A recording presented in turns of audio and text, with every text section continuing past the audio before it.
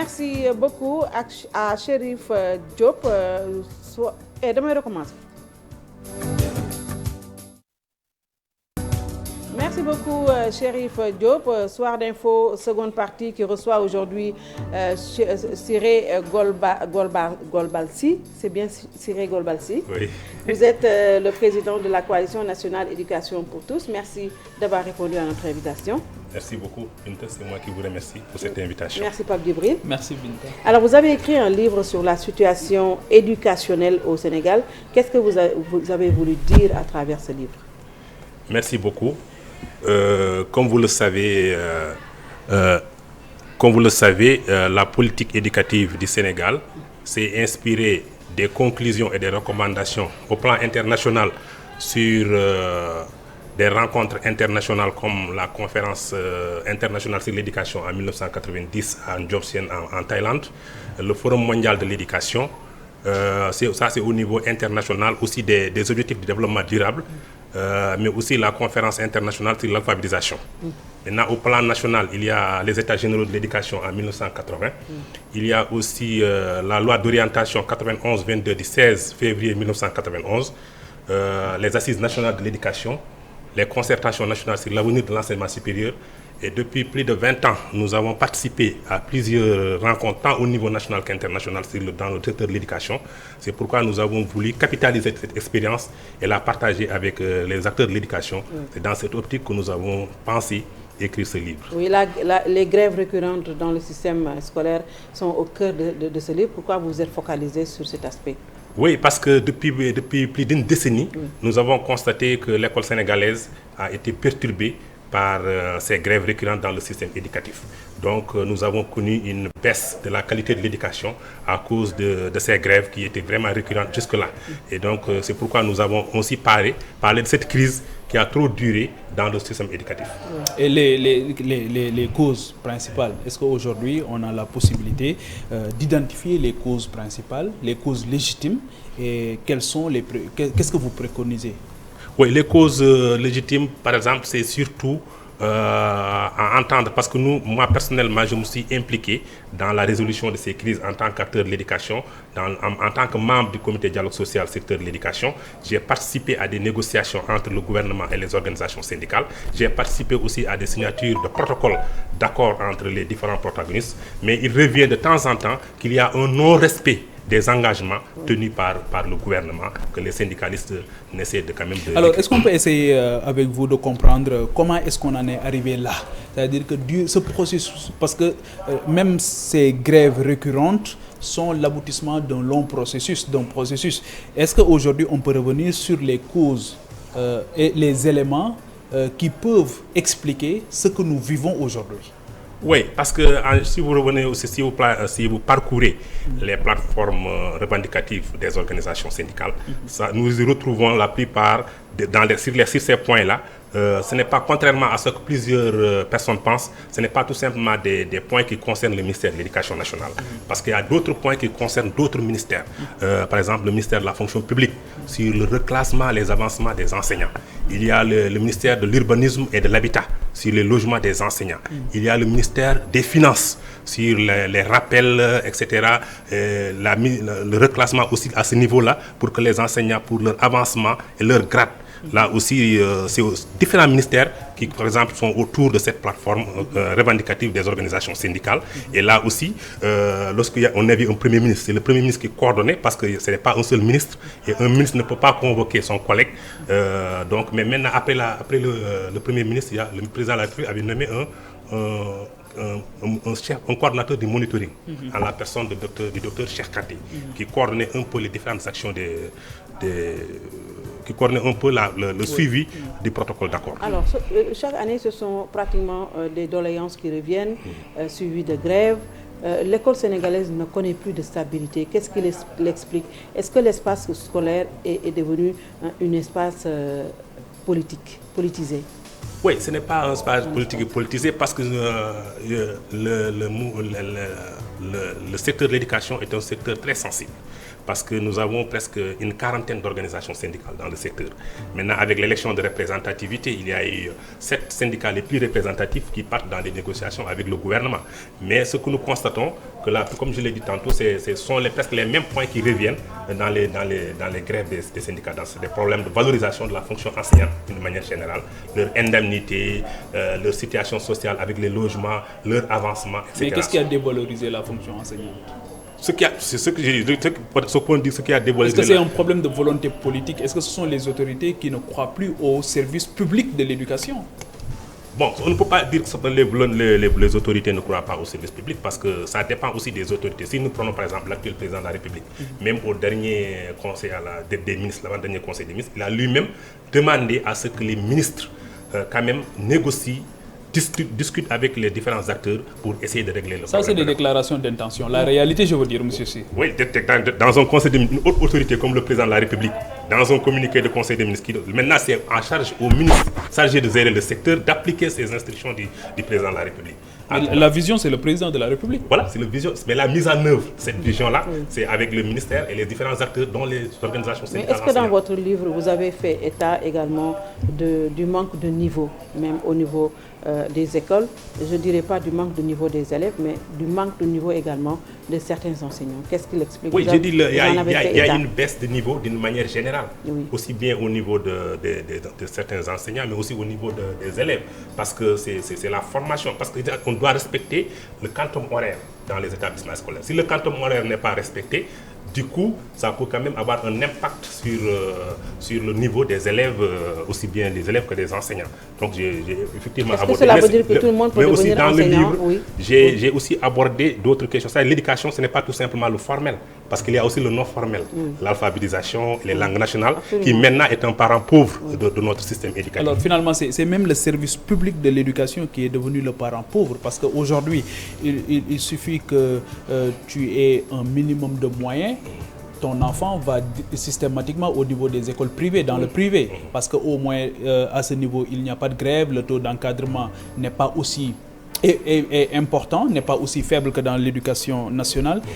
Comment faire pour retrouver, pour permettre au service public de l'éducation de retrouver ces lettres de noblesse? Comme vous l'avez dit aussi, je pense que la gestion d'un ministère ou bien d'une politique comme l'éducation, ça suppose quand même ce qu'on appelle le partenariat très dynamique, non seulement entre le ministère et les autres acteurs de l'école. Comme nous, par exemple, nous sommes des acteurs de la société civile active en éducation. Il y a aussi les syndicats d'enseignants, les parents d'élèves. Donc, il ne faut pas qu'il y ait une gestion solitaire de l'éducation. Donc, quand on gère qu'il y ait un partenariat dynamique entre les différents... Est-ce qu'il n'y a pas ce partenariat dynamique? Oui, nous avons constaté qu'actuellement, avec l'actuel ministre, il y a ce qu'on appelle une gestion, un partenariat dynamique avec les différents acteurs de l'école, notamment dans la gestion de la crise Covid au niveau de l'école. Il n'y a pas que cette affaire de la gestion Covid, c'est une gestion globale. C'est une gestion globale. J'ai dit notamment dans la crise, mais nous pensons... Et dans la gestion inclusive. Voilà, dans la gestion inclusive. Est-ce qu'il le fait? Actuellement, l'actuel ministre implique les différents acteurs de l'école. Ce n'est pas ce que certains enseignants disent en tout cas. C'est pas? Ce n'est pas ce que certains enseignants disent. C'est ce que certains enseignants disent. En tout cas, nous, pour le moment, je dis pour le moment, nous, les différents acteurs, et même certains enseignants, parce que nous, dans nos organisations de la société civile, actives en éducation, il y a des enseignants même qui sont dans toutes les régions du Sénégal. Donc là, même dans les comités de veille et d'alerte, parce que le ministère de l'Éducation, ce n'est pas tout simplement au niveau du cabinet des ministres, parce qu'il y a aussi ce qu'on appelle les inspections d'académie et les inspections de l'éducation et de la formation. Donc à ces niveaux aussi, les différents acteurs de l'école sont associés dans les mesures prises par l'éducation. Est-ce que c'est un milieu à assainir aujourd'hui? Est-ce que c'est un milieu où on retrouve des gens qui ont usurpé, qui ne devraient pas être là à tous les niveaux, aussi bien de la société civile, des différents acteurs? Une porte ouverte à tout le monde. Ouais. Est-ce que c'est un milieu à assainir? Oui, c'est un milieu à assainir. Bon, dans la mesure où il faut quand même développer des stratégies pour tout ce qu'on peut faire pour développer l'école sénégalaise, pour que l'école sénégalaise encore puisse retrouver son liste d'antan. Elle n'est plus une réalité. Le service public de l'éducation aujourd'hui n'est plus une réalité. Même les acteurs, y compris les ministres, sont aujourd'hui au niveau des écoles privées. Oui, au niveau des écoles privées. Mais je pense que même ces dernières années, et même avec la période de Covid, nous avons vu qu'il y a quand même des problèmes dans certaines écoles privées.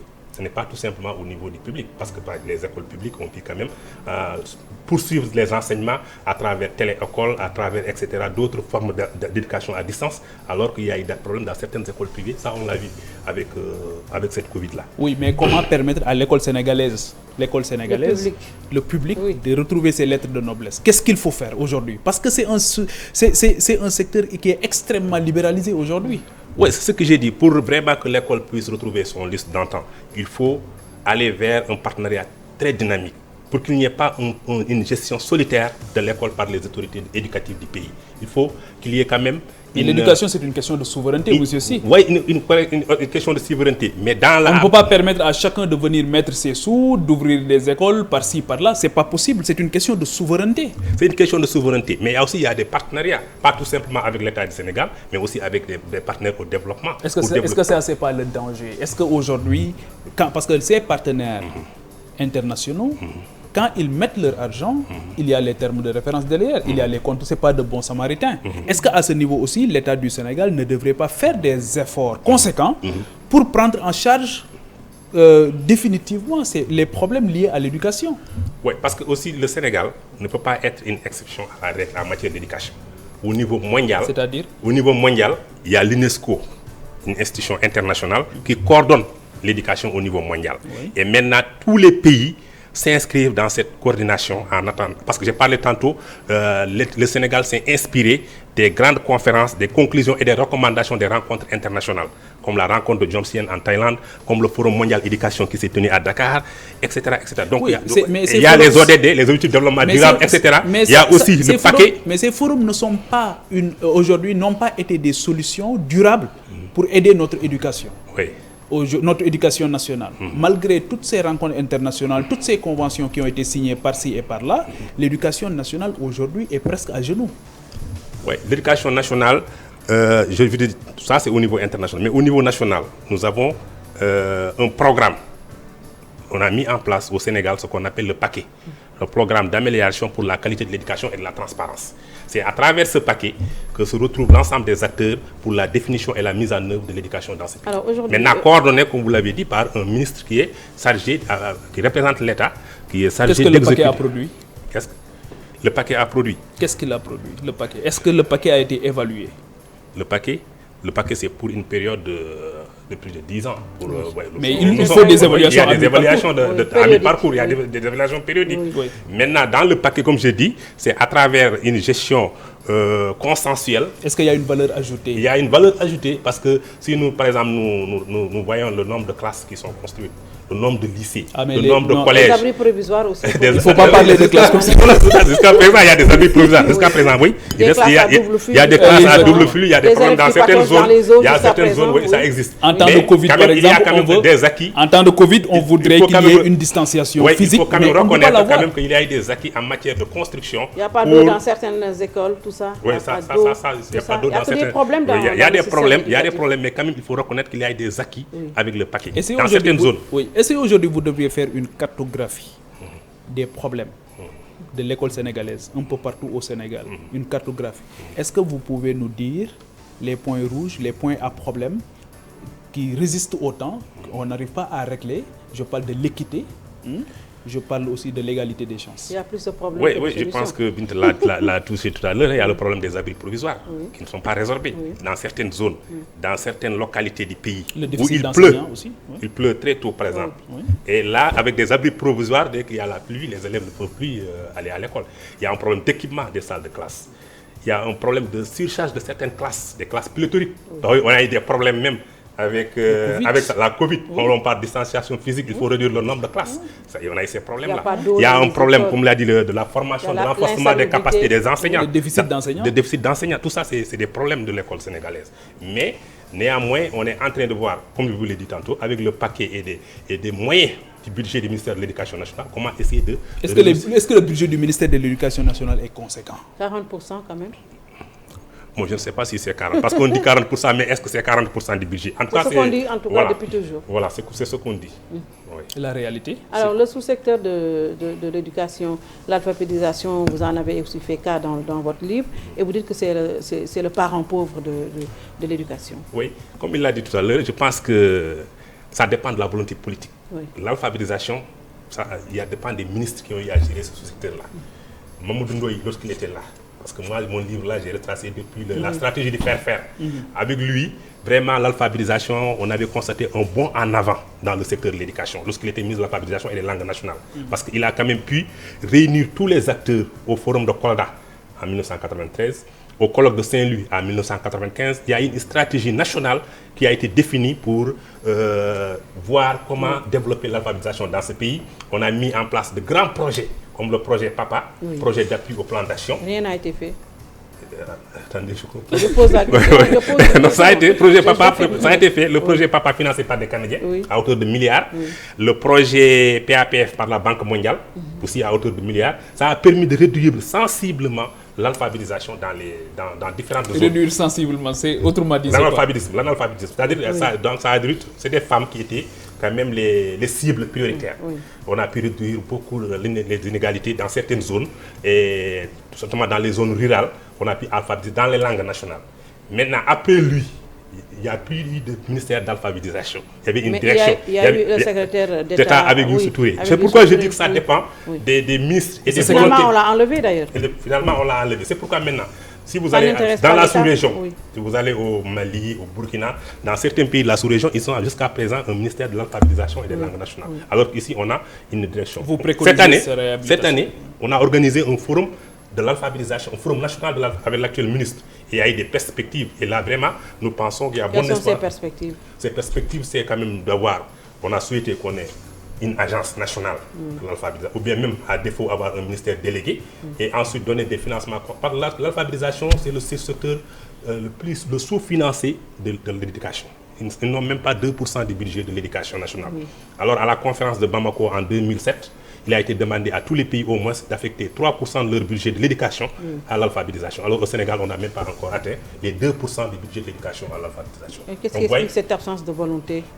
Voilà, c'est ce que j'ai dit. Il y a une absence de volonté. Qu'est-ce qui explique les explications? Les explications. Dans votre livre, vous avez dû faire cette enquête. Oui, il y a par exemple certains partenaires qui avaient financé l'alphabétisation, d'autres disent qu'il n'y avait pas encore d'impact sur le terrain, alors que nous, acteurs de l'État, partenaires internationaux qui ont financé, comme la Banque mondiale, comme la Banque, oui, il y a plus de grands projets financés au niveau international, alors que l'État du Sénégal ne met pas beaucoup de moyens dans le secteur de l'alphabétisation, contrairement à l'école formelle. Le budget de l'éducation va plus à la construction de classes, aux formations des enseignants, au poiement, etc. Alors que l'alphabétisation, qui peut beaucoup développer l'éducation à travers les femmes ou bien les autres qui n'ont pas eu la chance d'aller à l'école, qu'on peut former dans les langues nationales, qui peuvent leur aider aussi à développer leur activité génératrice de revenus et du coup lutter contre la pauvreté. Est-ce qu'il n'y a pas un problème de redistribution des ressources allouées à l'éducation? Oui, c'est ce que j'ai dit. Il y a un problème de gouvernance. Est-ce qu'il n'y a pas un problème de gouvernance dans ce secteur? Problème de gouvernance. Non, c'est difficile de parler de gouvernance parce que, comme je vous disais tout à l'heure, il y a ce qu'on appelle la décentralisation. L'éducation est une compétence transférée. Ça fait partie des compétences transférées à la base. Les élus locaux. Ça, c'est sur le papier. Ça, c'est le principe. Ouais, les collectivités locales n'ont pas de moyens pour prendre en charge l'éducation. Ils devraient aller chercher les moyens de prendre. Elles devraient aller, même avec la coopération internationale. Décentraliser, oui. Pourquoi pas? L'éducation est une compétence transférée. Les collectivités locales. L'éducation, c'est une question de souveraineté. Oui, c'est une question de tout ça, mais aux côtés des États, les collectivités territoriales devraient quand même apporter leur appui substantiel pour pouvoir développer l'alphabétisation. Ils ne donnent même pas 1% de leur budget des collectivités territoriales. Mais on a des collectivités locales qui, déjà, c'est difficile d'avoir une coopération. Aujourd'hui, la coopération décentralisée n'est plus ce qu'elle était. Oui. N'est plus ce qu'elle était. Nos collectivités locales, aujourd'hui, vous retrouvez avec des collectivités locales qui n'ont pas de moyens du tout. Qui n'ont que des fonds de comment vous pouvez assigner à ces collectivités locales de prendre en charge leur éducation? Mais ces collectivités-là devaient avoir quand même cherché les moyens de leur politique. Il faut chercher les moyens de sa politique, absolument. Et votre dernier mot sur le livre? Mon dernier mot, c'est que c'est un livre que j'ai apporté pour ça, c'est un peu une expérience que j'ai capitalisée et pour la partager avec les différents acteurs de l'éducation au niveau national et même international. Dédicace reportée. Oui, la dédicace est reportée à cause de la Covid. Parce que le ministre a reçu son exemplaire? Le ministre de l'Éducation. Il l'a reçu. Il vous a reçu? Oui. Il va en faire un bréviaire, j'espère. Il vous a reçu? Pour solutionner il m'a reçu parce que nous on travaille ensemble et de façon permanente, donc on est ensemble. Il est déjà au courant de la publication de ce livre. Merci beaucoup Siré Gorbalsi. Vous êtes le président de la Coalition nationale Éducation pour tous et vous avez écrit un livre sur la situation éducationnelle au Sénégal. Merci à Pape Djibril. Merci et à demain, Inch'Allah. C'est moi.